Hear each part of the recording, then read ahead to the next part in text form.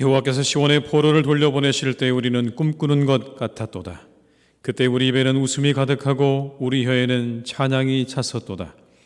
그때 문나라 가운데서 말하기를 여호와께서 그들을 위하여 큰일을 행하셨다 하였도다. 여호와께서 우리를 위하여 큰일을 행하셨으니 우리는 기쁘도다. 하나님은 영이시니 예배하는 자가 영과 진리로 예배할지니라. 아멘.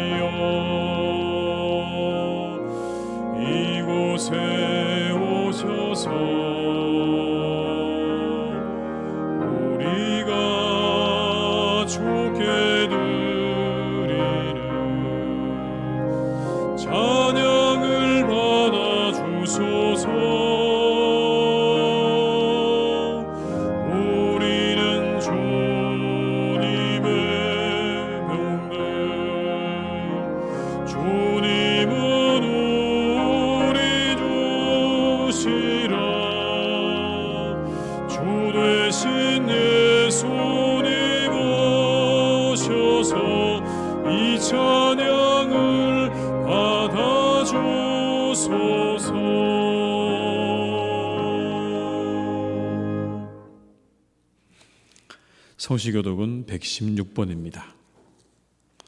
성시교독 116번입니다.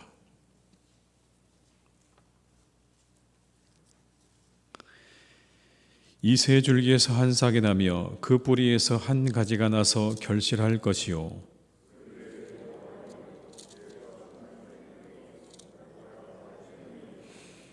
지식과 여호와를 경외하는 영이 강림하시리니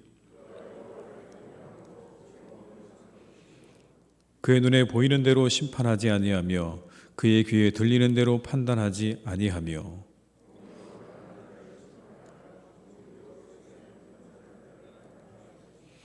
그의 입에 막대기로 세상을 치며 그의 입술의 기운으로 악인을 죽일 것이며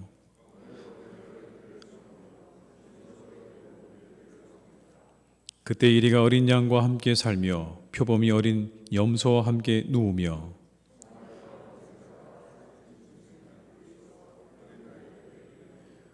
암소와 곰이 함께 먹으며 그것들의 새끼가 함께 엎드리며 사자가 소처럼 풀을 먹을 것이며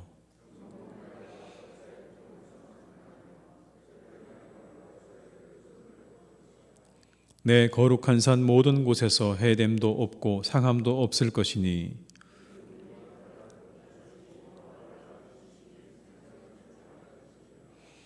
그날에 이새의 뿌리에서 한 싹이 나서 만민의 기치로 설 것이요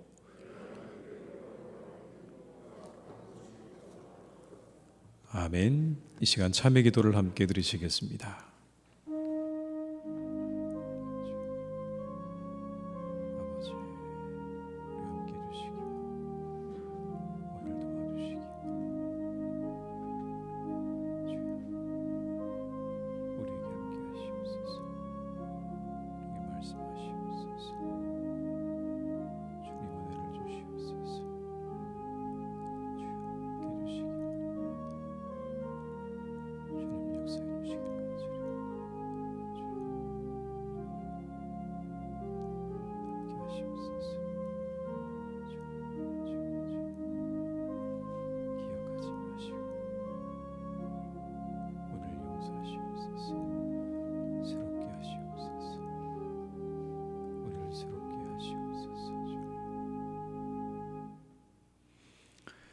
악인은 그의 길을, 불의한 자는 그의 생각을 버리고 여호와께로 돌아오라.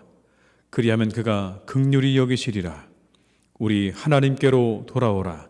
그가 너그럽게 용서하시리라. 아멘. 나는 전능하신 아버지 하나님 천지의 창조주를 믿습니다. 나는 그의 유일하신 아들 우리 주 예수 그리스도를 믿습니다. 그는 성령으로 잉태되어 동정녀 마리아에게서 나시고 본디오 빌라도에게 고난을 받아 십자가에 못 박혀 죽으시고 장사된 지 사흘 만에 죽은 자 가운데서 다시 살아나셨으며 하늘에 오르시어 전능하신 아버지 하나님 우편에 앉아 계시다가 거기로부터 살아있는 자와 죽은 자를 심판하러 오십니다.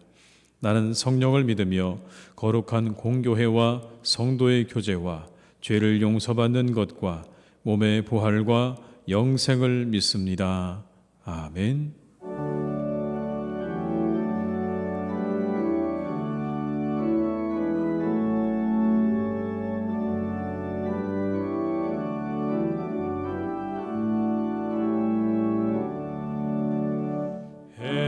햇빛을 받는 곳마다 주 예수 다스리시고 이 세상 끝날 때까지 그 나라 왕성하리라. 주님을 찬양하면서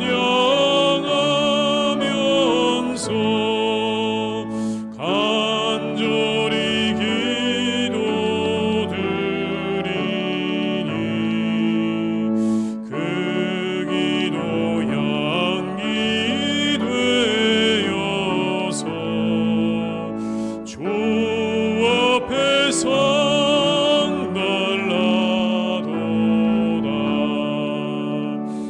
온 세상 모든 사람들 그 사랑 찬송하도다.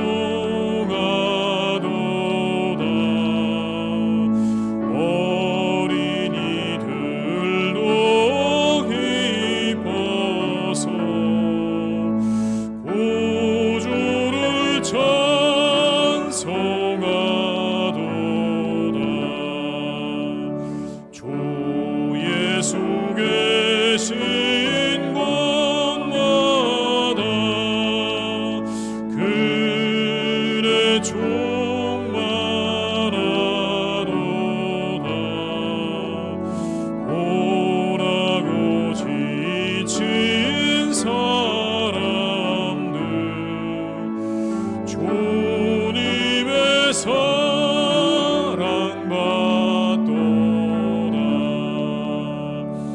이 세상 모든 만물아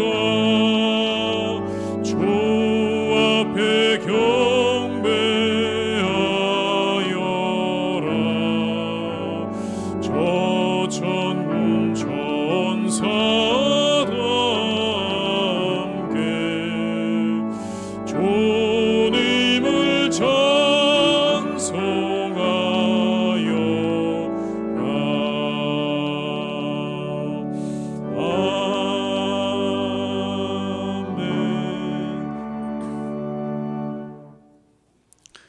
오늘 거룩한 날 우리에게 준 하나님의 말씀은 야고보서 4장 1절로 6절의 말씀입니다.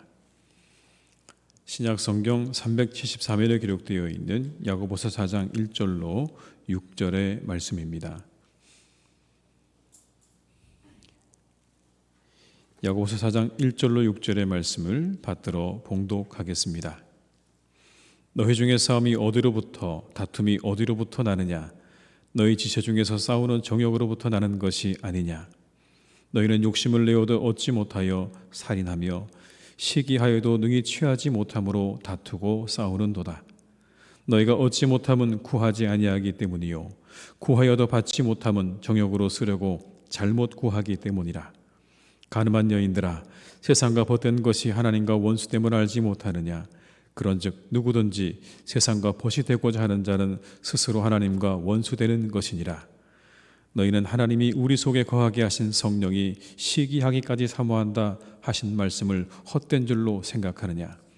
그러나 더욱 큰 은혜를 주시나니 그러므로 일렀을 때 하나님이 교만한 자를 물리치시고 겸손한 자에게 은혜를 주신다 하였느니라.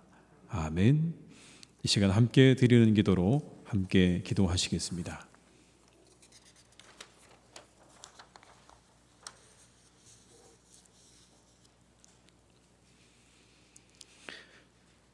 높임을 받으시기 합당하신 우리 주 하나님, 하나님의 음성을 들을 수 있는 복된 예배의 시간을 허락하여 주심에 감사를 드립니다.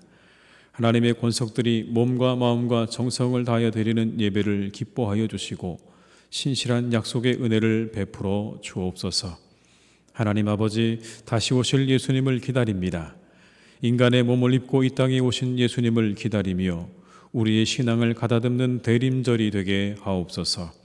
우리의 지친 몸에 안식을 주시고 걱정과 근심이 쌓인 심령의 평안을 주옵소서. 생수와도 같은 하나님의 말씀에 귀가 열려 하나님의 음성을 듣게 하시고 말씀이 육신이 되어 이 땅에 오신 예수님을 기억하며 우리도 겸손한 마음으로 하나님께만 영광 돌리는 삶 살게 하옵소서. 우리의 삶을 통해 세상에서 하나님을 드러내는 도구로 쓰임받게 하옵소서. 하나님 아버지, 어떤 상황에도 믿음의 방향을 잃지 않게 하옵소서. 때론 이유 없이 고난당한 욥과 예수님처럼 우리도 애매히 고난을 겪는 상황에 처할 때가 있습니다. 그때 우리 입술에서 하나님을 향한 원망이 나오기도 합니다. 주님, 우리를 불쌍히 여겨 주옵소서. 고난당할 때에도 하나님 앞에 서 있게 하옵소서. 어떤 상황에도 우리의 방향을 잃지 않게 하옵소서. 감사하고 기쁜 일로 충만할 때도 하나님을 향하게 하시고 괴롭고 힘들고 어려운 시간을 보낼 때도 하나님을 향한 믿음 잃지 않는 성도 되게 하옵소서. 하나님 아버지, 코로나19를 소멸시켜 주옵소서. 코로나19 확진자의 수가 급증하여 고통받는 우리나라와 온 세계를 긍휼히 여겨주시기를 기도합니다. 코로나19로 힘들어하는 환자들을 긍휼히 여기시어 치료의 광선 비추어 주옵소서. 깨끗하게 나음을 입고 각자의 가정과 일터로 돌아가게 하옵소서. 이를 위해 애쓰는 의료진들과 공무원들을 기억하여 주옵소서. 주님, 소상공인들을 지켜 주옵소서. 그들이 잘 살아갈 수 있는 길을 열어 주옵소서. 전능하신 하나님, 오히려 이 기회를 통해 코로나19가 극복되게 하옵소서. 주님의 놀랍고 기묘하신 방법으로 우리에게 놀라운 회복을 경험하게 하옵소서. 종식의 은혜를 주시옵소서. 하나님 아버지, 우리 교회를 사용하여 주옵소서.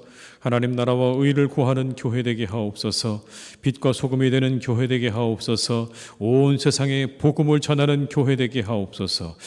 그리스도 아래 더욱 하나 되어 큰 부흥을 경험하는 교회 되게 하옵소서. 오직 성령과 말씀과 은혜와 예수 그리스도로 충만한 교회가 되도록 우리 교회를 축복하옵소서. 이곳에 임하시는 하나님의 능력과 함께하심의 역사로 말미암아 몸과 마음이 상한 영혼들이 기적을 체험하고 하나님께 영광을 돌리게 하옵소서. 영과 진리로 예배드리는 이 시간, 하나님께 영광 돌리는 예배, 그리스도의 능력이 임하는 예배, 새로운 피조물로 변화받는 예배되게 하옵소서. 예수님의 이름으로 기도드립니다. 아멘.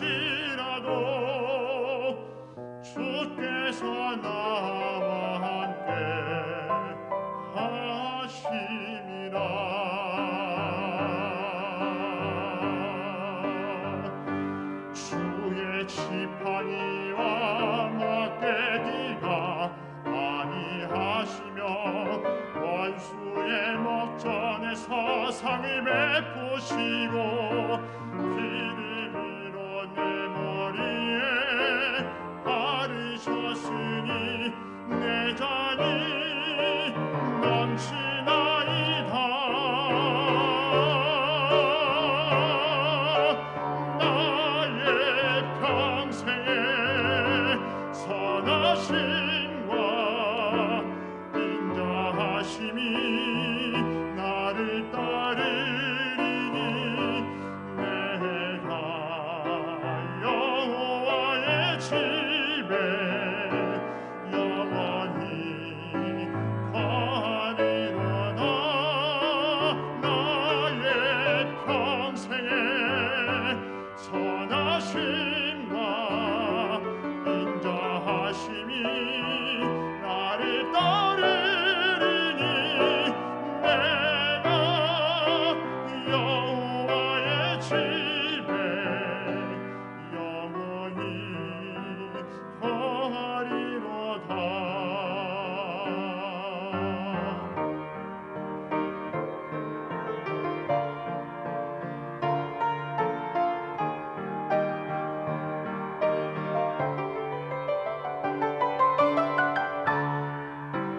나의 평생에 선하심과 인자하심이 나를 따르리니 내가 여호와의 집에 영원히 거하리로다.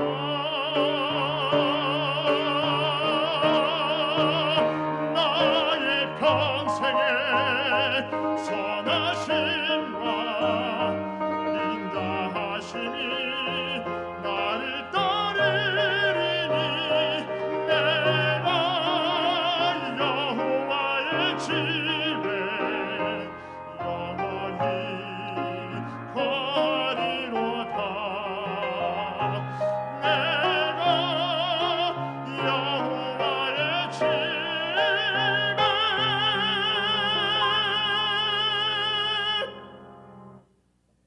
영원히 거하리로다. 영원히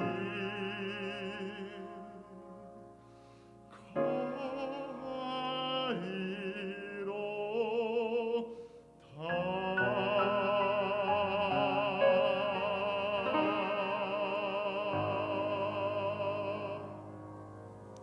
아멘. 찬송가 50장 1절 2절 부르시면서 준비하신 예물을 드리시겠습니다.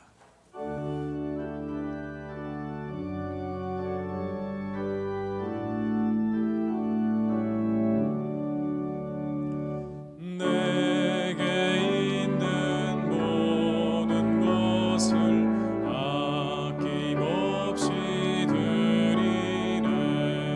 살아가고 의지하며 주만 따라 살리라.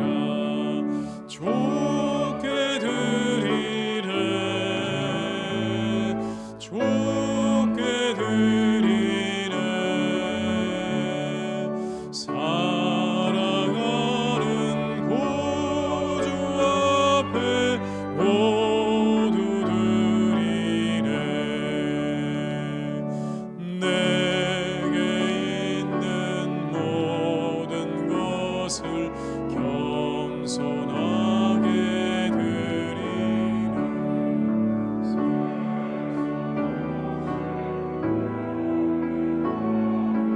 나를 받아주소서. 좋게 드리네. 좋게 드리네. 살아가는 구주 앞에 모두 드리네.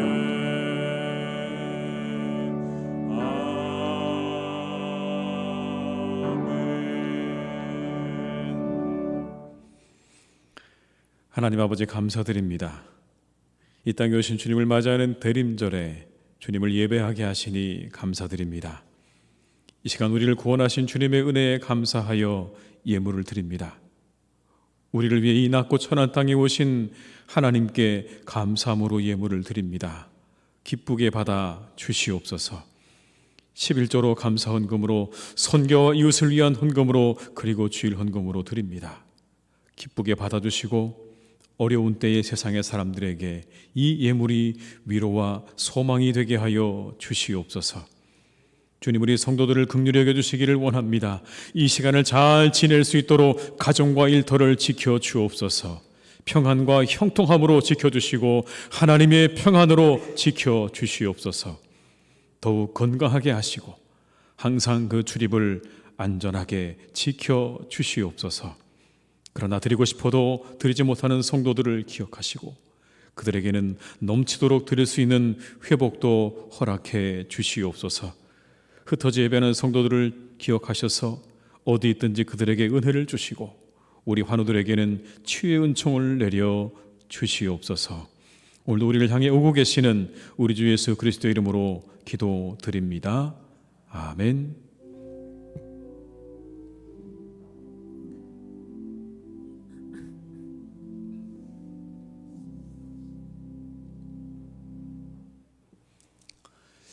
교회 소식을 말씀드리겠습니다. 오늘은 대림절 둘째 주일입니다. 예수님께서 이 땅에 오신 성탄절과 다시 오실 재림을 맞이하기 위해 준비하는 그런 절기입니다. 기도와 말씀으로 큰 은혜를 경험하는 시간들로 삼아 가시기를 바랍니다. 12월 12일 주일 2부 예배 후에는 본당에서 재직회가 있겠습니다. 안건은 2021년 예산과 2022년 예산 그리고 부목사 청빙회 건이 되겠습니다. 성인 세례 및 입교 및 유아 세례 교육 안내를 여러분 보시고 세례와 입교와 유아 세례 신청하신 분들은 교육에 잘 참여해 주시기를 부탁을 드리겠습니다. 세례 입교식은 12월 25일 성탄절 예배 시에 있겠습니다. 남녀 순교회는 2022년 총회를 하시고 결과를 사무실로 알려주시기를 바랍니다. 아래에 나와 있는 그 연령을 잘 여러분이 보시고 잘 참여해 주시고 또 결과를 알려주시기를 부탁을 드리겠습니다. 코로나19로 어려워진 이웃 상권을 제가 돕고 있습니다. 지역사회 섬기는 마음으로 참여해 주시길 바랍니다. 오늘 나가실 때 여러분들에게 이 쿠폰을 나누어 드리도록 하겠습니다. 가실 때 꼭 받아가셔서 잘 사용해 주시기를 바랍니다. 교회학교 교사와 찬양대원을 모집합니다. 봉사하실 분들은 사무실에 신청해 주시기를 바랍니다. 자격은 세례교인으로 출석 1년 이상 된 성도님들이 되시겠습니다. 입원하신 분들과 환우들을 위해서 계속 기도해 주시기를 바라고요. 아래에 나와 있는 남선교회 총회 시간과 장소를 잘 확인하셔서 우리 남선교회 회원들께서는 총회에 잘 참여해 주시기를 부탁을 드립니다. 이상 교회 소식을 마치겠습니다.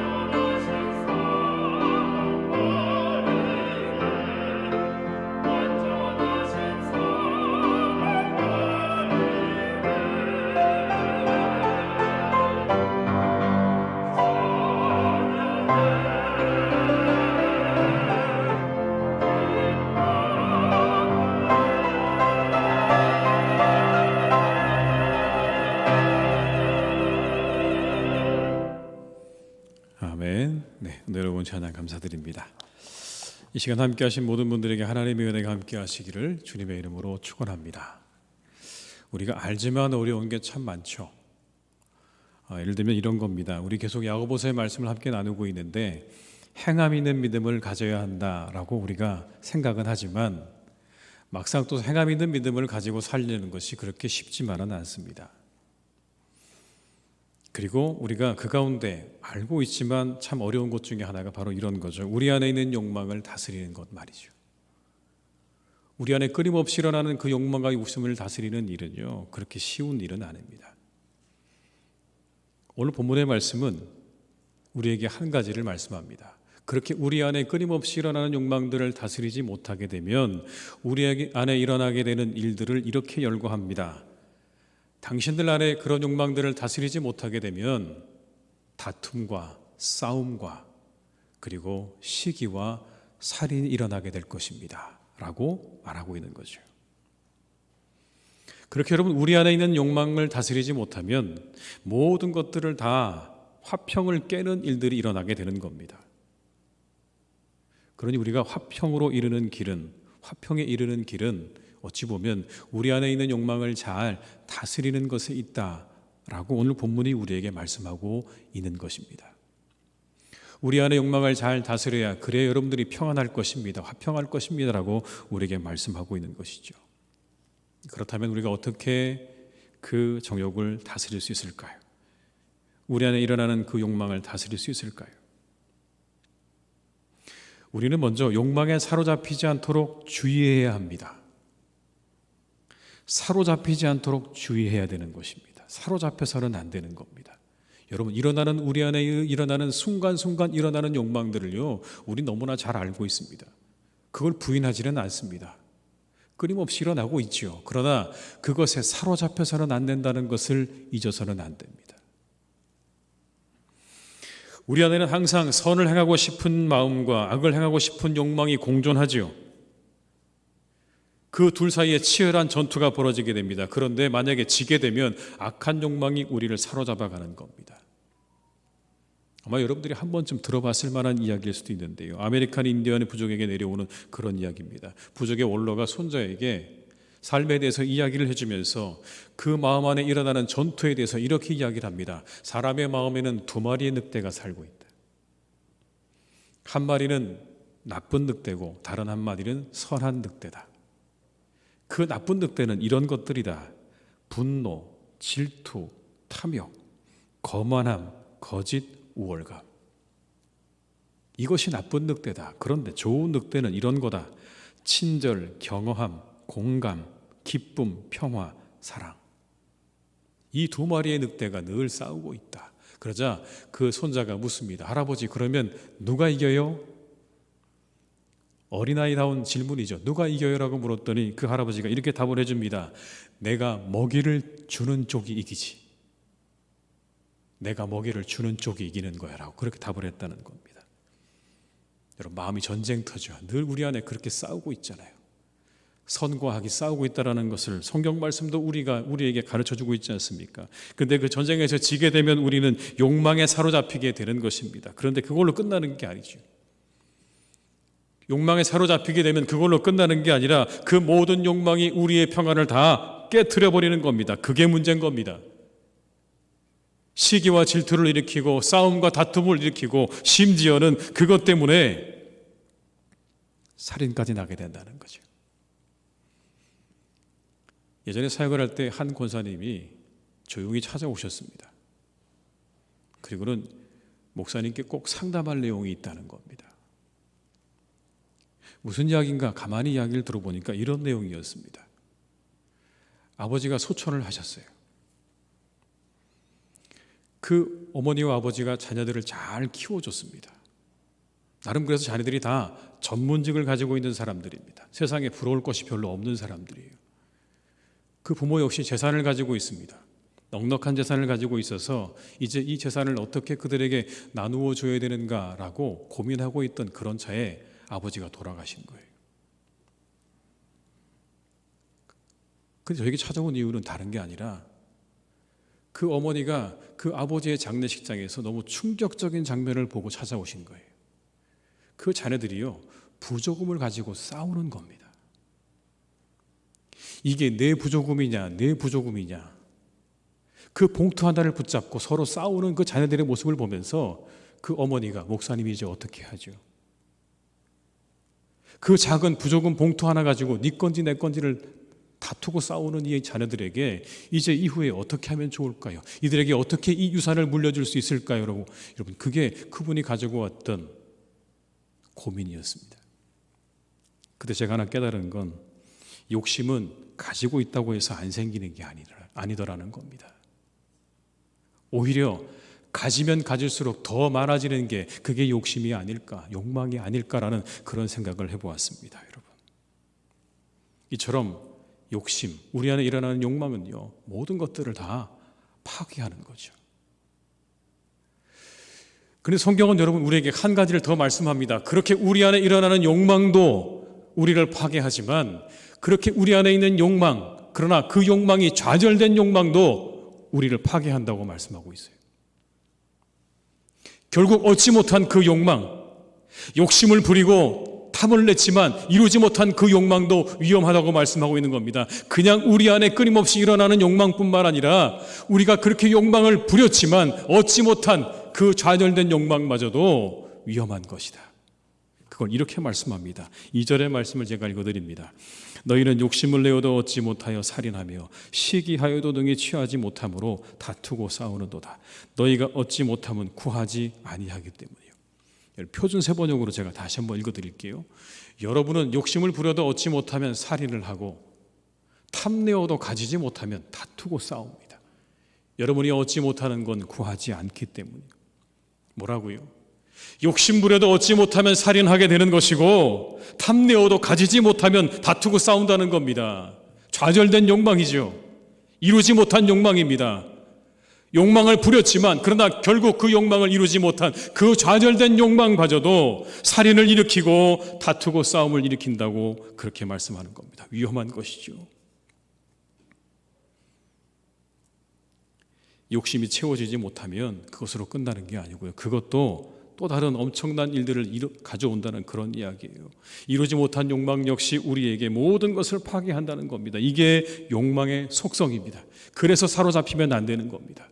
일단 사로잡히게 되면 그 욕망이 좌절돼도, 그 욕심이 좌절돼도 그것으로 끝이 아니라 그 이후에 불러올 파장들이 이와 같다는 것을 성경은 말씀하는 거죠. 이런 건 아닐까요? 내가 못 가졌으니까 너도 가지면 안 된다는 마음인 거죠. 성경에 나오는 사람 가운데 이렇게 좌절된 욕망의 결과 때문에 엄청난 일을 불러온 사람이 한 사람이 있습니다. 여러분 누군지 아시겠습니까? 가룟 유다입니다. 가룟 유다가 오늘 본문에 나오는 좌절된 욕망 때문에 엄청난 일을 저지른 사람이에요. 예수님 열심히 따라다녔습니다. 내가 열심히 예수님 따라다니면 뭔가 한 자리 할 것이라는 마음 때문에 열심히 따라다녔는데 결국 예수님을 가만히 살펴보니까 예수님께서 십자가로 가시거든요. 그 안에 분명히 가룟 유다는요, 내가 뭔가 예수님을 통해서 자신의 야망을 이룰 거라는 기대가 있었는데 십자가로 가시는 예수님을 바라보시면서 마음 가운데 그 야망을 이룰 수 없다는 걸 깨닫게 되었습니다. 어느 순간 알게 되었어요. 좌절된 욕망이죠. 그 욕망이 좌절됐어요. 그러자 그 마음 가운데 어떤 마음이 일어났냐면 배신감이 일어난 겁니다.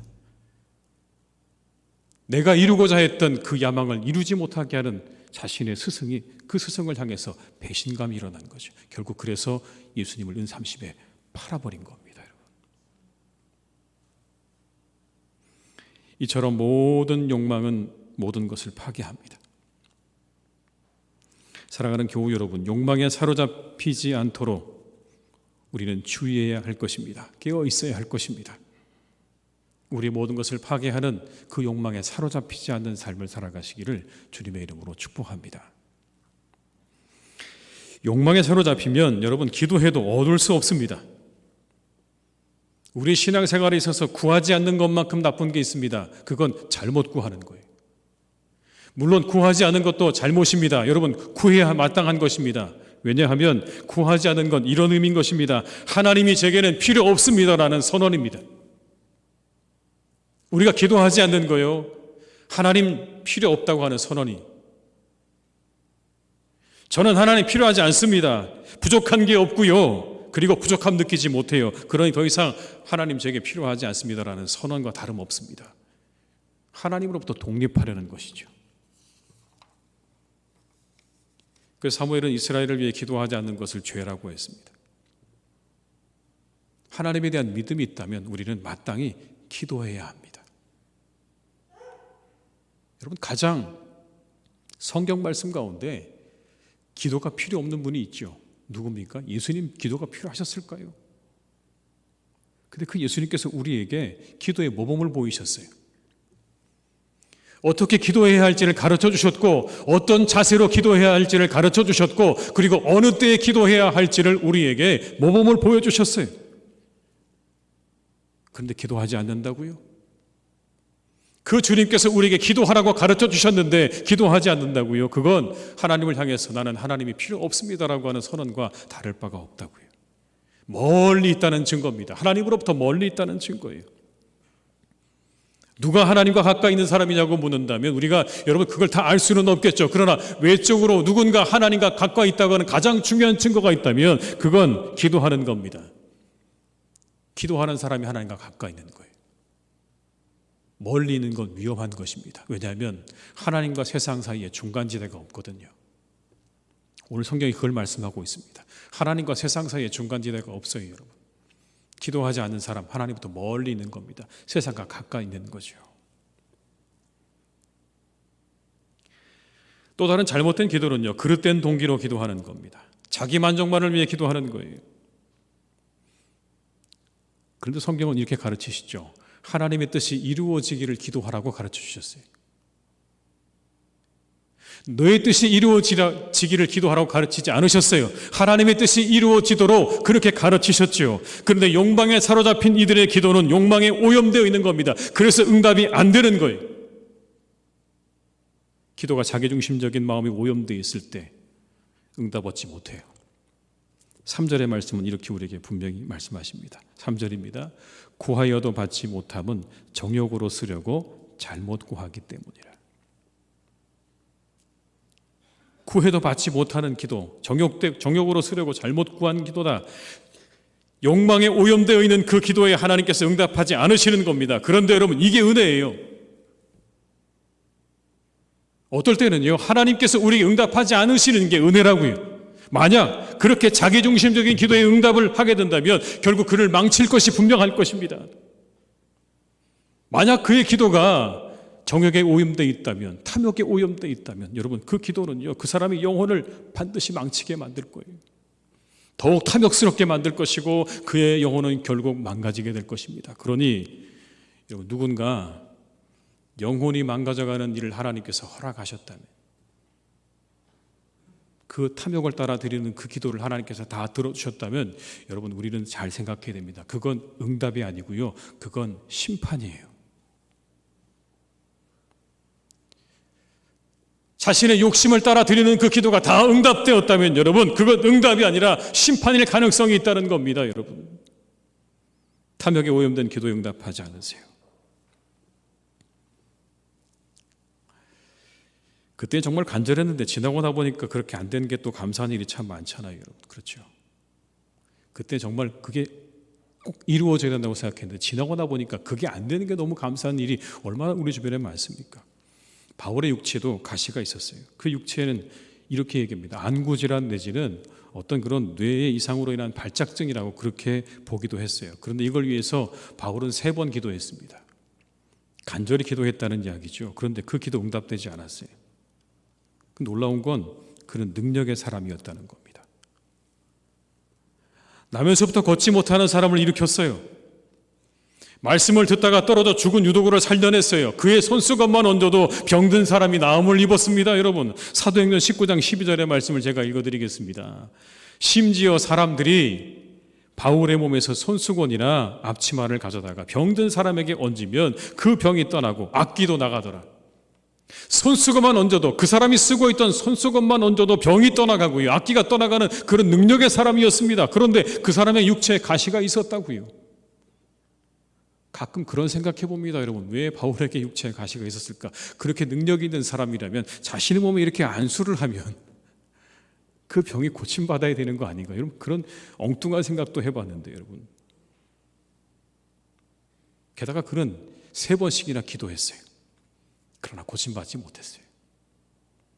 육체의 가시를 통해 근데 얻은 은혜가 있습니다. 깊은 영적인 깨달음이 있었어요. 그건 이거였습니다. 내 능력이 약한 데서 온전하여짐이라. 내 능력이 약한 데서 온전하여짐이라. 하나님의 음성이었습니다.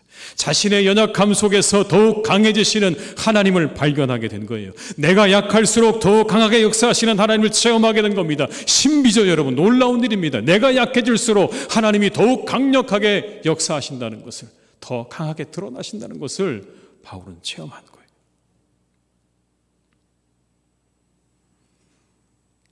바울을 통해 역사하시는 하나님의 뜻은요, 그를 드러내는 데 있지 않으셨어요. 하나님께서 바울을 통해서 이루시기 원했던 것은요, 하나님이 드러나게 원하셨던 겁니다. 그 사람이 드러나는 걸 원하시는 게 아니에요. 하나님이 드러나게 원하시는 거죠. 그것이 바울을 향하신 하나님의 뜻이었어요. 그 육체에 가시는 그렇게 바울이 자신이 아닌 하나님을 드러내도록 돕는 역할을 한 것이었습니다. 마치 장미꽃에 붙어있는 가시처럼, 그 가지에 붙어있는 가시처럼, 여러분. 장미 가지에 있는 여러분 가시가 무슨 의미가 있을까요? 여러분 생각해 보신 적 있으십니까? 장미꽃에 붙어있는 그 가시요, 어떤 의미가 있을까요? 사실 손에 찔리면 아프죠. 근데 왜 그 가시가 있을까요? 가시가 있어서 더 분명해지는 게 뭘까요? 그건 이런 건 아닐까요? 이 꽃이 정말 소중하다고 하는 것이죠. 그 가시 때문에 그 장미의 소중함과 귀중함이 더욱더 돋보여지는 것입니다. 함부로 만지지 말라는 거죠. 소중하다는 겁니다. 귀중하다는 겁니다. 그러니 이 꽃을 함부로 다루지 말라고, 함부로 만지지 말라고. 여러분, 그렇게 그 가시가 우리에게 주는 의미가 거기에 있는 것 아닙니까? 그 가시는요, 장미의 소중함과 고귀함을 더욱 드러내는 역할을 하는 거죠. 하나님이 드러나야 되겠습니까? 바울이 드러나야 되겠습니까? 하나님이 드러나야 되는 것이죠. 그러니 여러분, 하나님의 응답은요, 철저하게 하나님의 뜻을 향하고 있다는 사실이에요. 내 뜻과 내 마음, 내 바람, 내 소망이 아니라 그 모든 응답은요, 하나님의 뜻을 향해 있다는 것을 우리는 잊으면 안 됩니다. 언제나 하나님의 뜻이 이루어지는, 거기에 하나님의 응답이 있는 것이죠. 내 소망, 내 바람에 그 응답이 있지 않습니다. 한 가지 우리에게 가시가 있을 수 있어요, 여러분. 그죠? 뽑아버리고 싶은데 잘 안 되기도 해요. 근데 그 가시가 우리를 위한 하나님의 도구는 아닐까요? 우리를 채찍질하고 안주하지 않게 하시는 하나님의 도구 말이죠. 혹시나 여러분에게 그런 게 있다면 이렇게 생각하십시오. 내가 오랜 동안 가시처럼 박혀있는 게 있다면 이렇게 생각하십시오. 아, 하나님께서 내게 허락하신 가시일 수도 있겠다. 이렇게요. 가시일 수도 있겠다. 기도의 응답은 하나님의 뜻을 이루시는 방향성을 가지고 있어요. 어느 것이 하나님의 뜻을 이루시는 것인가가 중요한 겁니다. 개인의 바람과 소망도 중요하지만 그보다 더 중요한 것은 무엇이 하나님의 뜻을 이루는가가 더 중요한 겁니다. 응답은 그것에 따라 우리에게 오는 거예요. 때로 그 뜻을 알 수가 없어서 답답하죠. 이해가 안 되기도 하고요. 우리의 생각으로는 도저히 그것이 이해가 안 돼서 때로는 어떨 때는 너무 가슴 아프기도 하지만 분명한 것 하나는 응답은 하나님의 뜻에 따라 이루어져 간다는 겁니다. 이걸 기억하셔야 돼요. 내 바람과 내 소망을 따라 응답이 되는 게 아니라 하나님의 뜻에 따라 우리의 기도는 응답된다라는 이 한 가지 성경의 말씀을 우리는 잊어서는 안 될 것입니다. 만약 응답이 없다면 여러분, 이런 가능성이 있어요. 하나님의 뜻이 아닐 수 있습니다. 그렇죠? 아닐 수 있어요. 다른 뜻이 있을 수 있어요. 응답 없음을 원망하기보다 그 또 다른 하나님의 뜻을 찾는 게 더 현명한 일일 수 있습니다. 왜 응답을 안 해주시냐고 하나님을 원망하기보다 여러분, 혹시나 여러분의 기도가 응답되지 않는다면 그 뜻이 다른 데 있을 수 있다고요. 오늘 바울은 다른 데서 찾았어요. 아, 내가 약해지는 그곳에서 하나님께서 더욱 온전해지시는구나라는 그 한 가지 영적 진리를 깨달았던 것처럼 우리의 기도가 응답되지 않는다면 여러분 원망하지 마시고 어디에 하나님의 뜻이 있는가를 구하고 찾는 여러분들이 될 수 있기를 주님의 이름으로 축원합니다. 마지막 세 번째 욕망의 치료법은요, 겸손입니다. 우리 욕망을 치료하는, 그럼 어떻게 다스릴 것이냐? 그 다스릴 수 있는 것은 바로 겸손이에요. 아크바르라는 인도의 왕이 9명의 현인을 궁중에 두었습니다. 그들을 불러놓고 어느 날 굉장히 화를 냈어요. 내가 도대체 너희들에게 얻은 게 뭐냐? 너희들은 도대체 뭘 하고 있느냐? 세상의 사람들이 너희가 가장 현자라고 이야기하는 9사람이 내 곁에 있는데 내가 도대체 얻은 게 없다. 너희는 도대체 무엇을 하고 있느냐? 이렇게 그들에게 화를 내고 있었습니다. 그런데 그때 마침 궁중을 구경하던 어린아이가 그 장면을 보고 웃는 겁니다. 그 아이를 불러 세워놓고 왕이 이렇게 이야기합니다. 왜 웃느냐? 뭐 이렇게 무례한 짓을 했느냐? 그러자 아이가 이렇게 말해요. 저는요, 저 9명의 현인이 왜 침묵하고 있는지 그 이유를 알기 때문에 그렇습니다. 더불어 황제께서 왜 그들로부터 아무것도 얻지 못하는지도 알기 때문에 그래서 웃음이 나왔습니다. 당돌한 그 아이를 향해서 황제가 말합니다. 그럼 내가 나를 가르칠 수 있겠느냐? 네, 가르쳐 보아라. 그랬더니 이렇게 말을 합니다. 그러면 폐하는 이제부터 제 말을 따르셔야 합니다. 이제 황제께서는 그 자리에서 내려오셔서 제가 있는 이 자리로 내려오시고 제가 이제부터 그 왕좌에 올라가서 앉겠습니다. 그런 다음 스승이 아니라 제자로서 저에게 질문하시기 바랍니다. 제자로서 저에게 질문하시기 바랍니다. 그때야 비로소 왕은 깨닫게 되었습니다. 그들에게 가르칠 능력이 없었던 게 아니라는 것을. 그 9명의 현자가 가르칠 능력이 없어서가 아니라 내가 준비가 되어 있지 않았다는 것을 그때 알은 겁니다. 아, 내가 준비가 되어 있지 않았구나. 받아들일 마음도 없었고 겸허한 마음도 없었고 그래서 귀가 열리지 않으니 배울 수 없을 수밖에. 겸손해야 배울 수 있다는 이야기죠. 여러분, 배움도요, 겸손해야 배울 수 있습니다. 내가 다 알아. 나는 다 알아. 더 이상 배울 필요 없어라고 말하면 하나도 머릿속에 입력이 안 될 거예요. 그러나 나는 아직도 부족하다고, 배워야 한다고 생각하는 사람이 배우게 되는 겁니다. 그러니 여러분, 배움은요, 나이가 따로 없죠.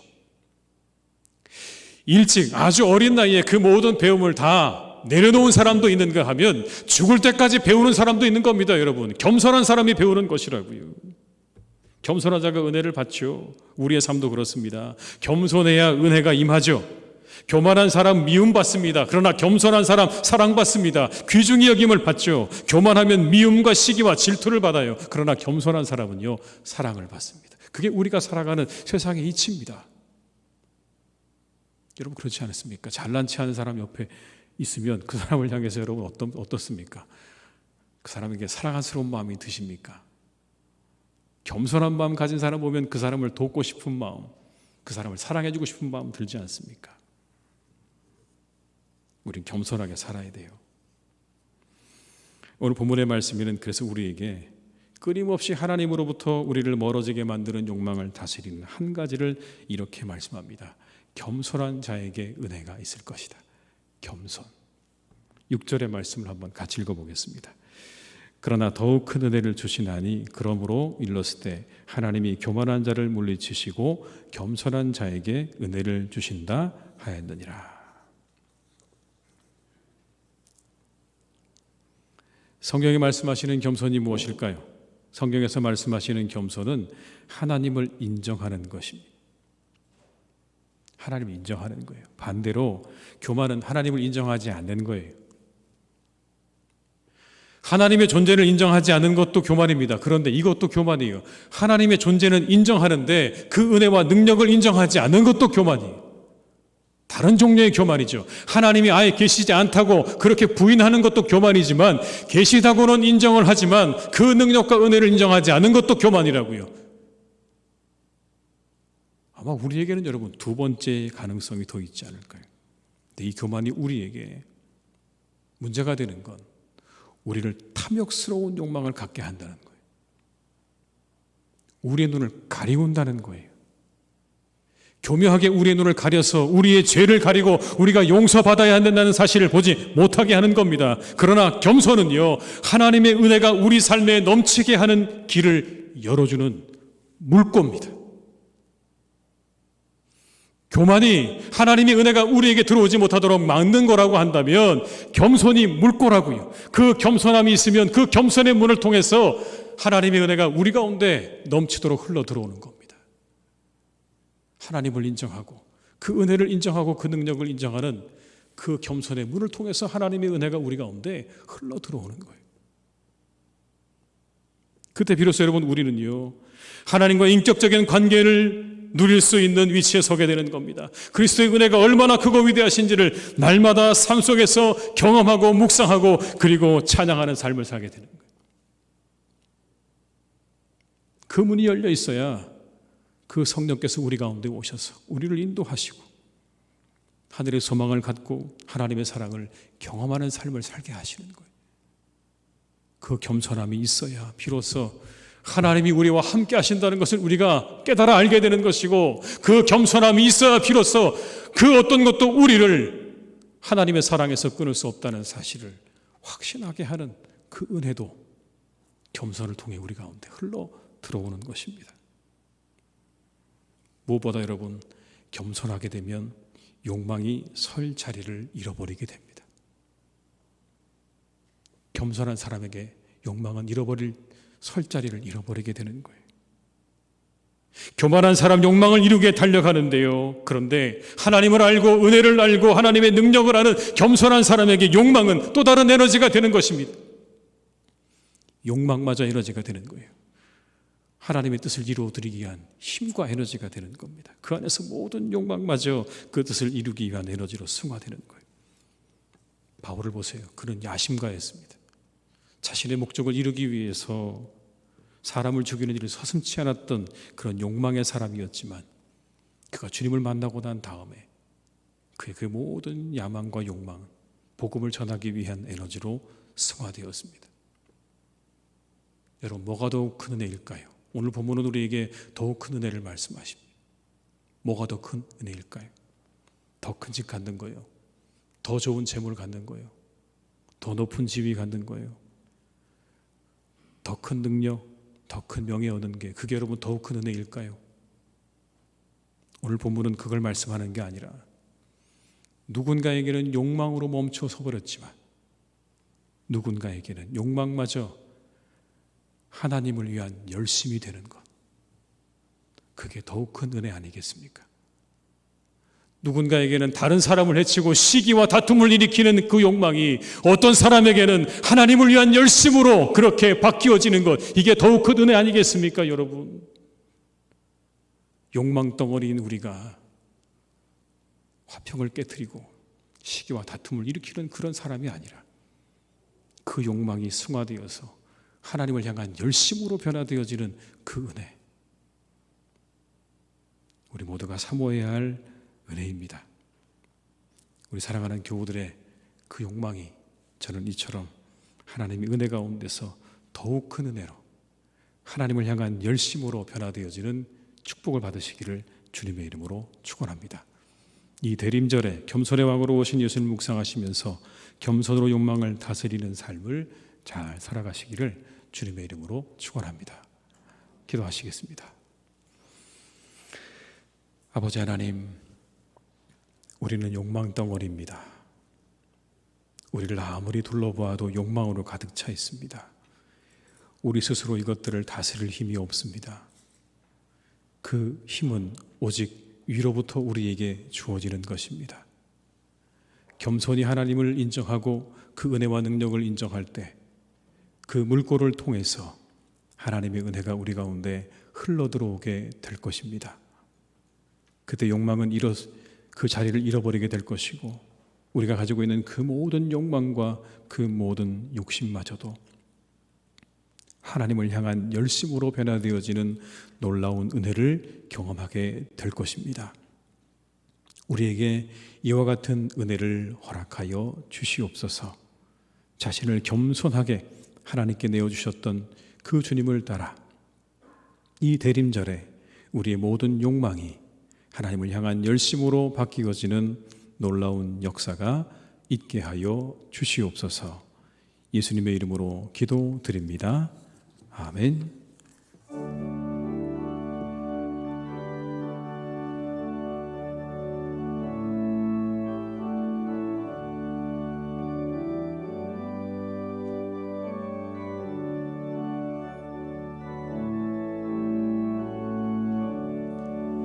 그 크신 하나님의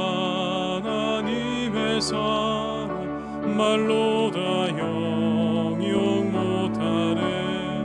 저 높고 높은 벼를 넘어 이 낮고 낮은 땅 위에 죄범한 영혼 구하려 그 아들 보내사 화목제물 삼으시고 죄 용서하셨네.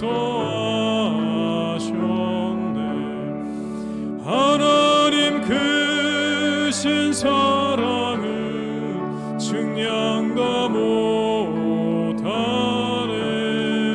영원히 변치 않는 사랑 성도여 찬양하세. 괴로운 시절 지나가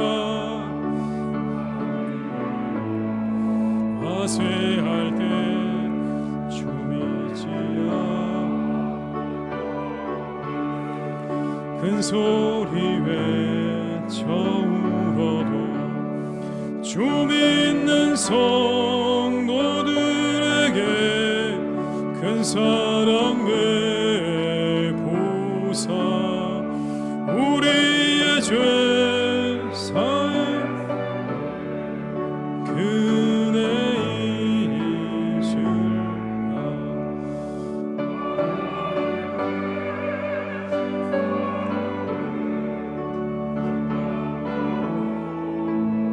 하네 영원히 변치 않는 사랑 성도여 찬양하세.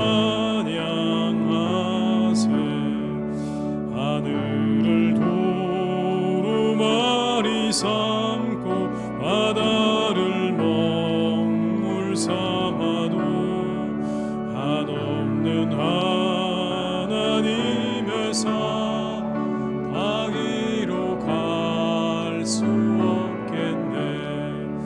하나님의 크신 사랑 그 어찌 닿았을까.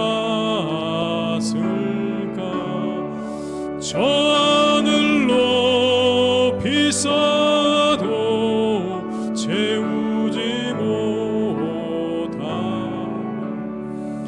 하나님 크신 사랑은 증량다 못하네. 영원히 변치 않는 사랑 성도여 찬양하세.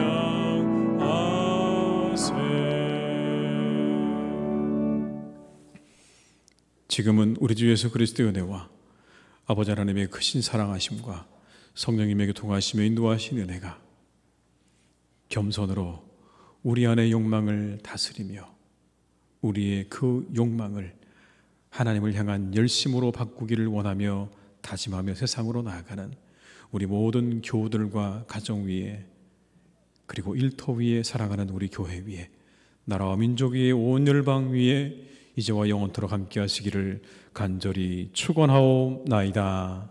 아멘.